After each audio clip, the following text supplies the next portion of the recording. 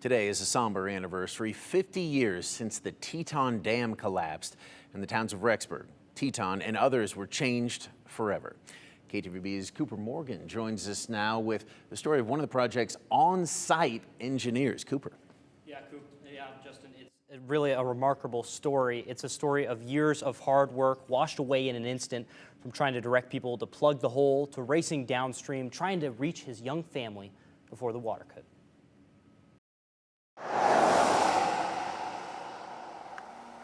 This one was taken while we were at Teton.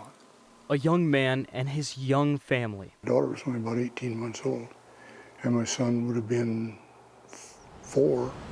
Who all could have been swept away. Once the situation is you can't do anything more about it, you got to change focus and worry about what's important to you personally.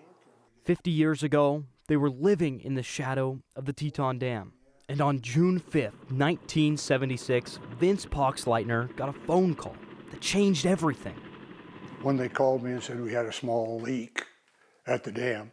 At the time, Poxleitner was the project engineer for contractor Morrison Knudsen, helping oversee construction of the dam from the contractor side, not the design side. When he arrived, the leak seemed manageable. And I got out there about 9:30. Probably as much water as you would expect to run through an 18-inch culvert on the road.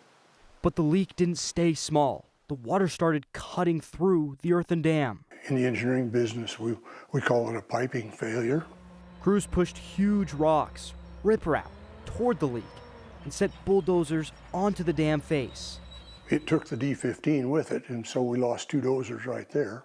Soon, a whirlpool opened in the reservoir above the dam, like flushing a toilet. And then you could feel a shudder as the dam failed. There was 50 or 75 feet of water standing straight up where there used to be a dam. He and others ran off the embankment. Realistically, I should have been dead. And John and I and Jay were seconds from being in that torrent going down the river. In the path of that wall of water, a valley full of farms, homes, and his family.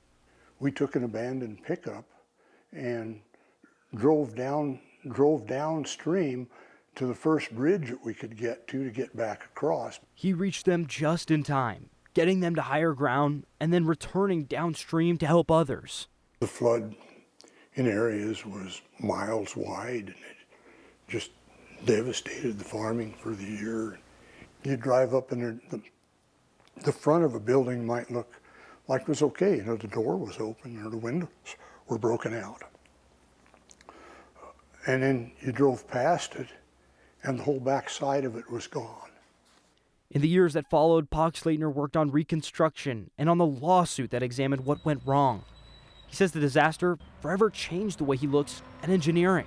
If you can't make the numbers come out yourself, don't believe what some other engineer says just because he's got gray hair. 50 years later, he still remembers every moment. The roar of the water, the ruined homes, the gaping hole where the dam used to be. But most of all, the people that were waiting for him downstream. Yeah, we were married 52 years. Now, his wife passed away 4 years ago. Poxleitner says surviving the Teton Dam disaster taught him a lesson that lasted a lifetime. When everything else disappears, what matters most are the people you love. Justin. Well, absolutely, and it's incredible how quickly that happened. They saw the leak in the morning about 8 a.m.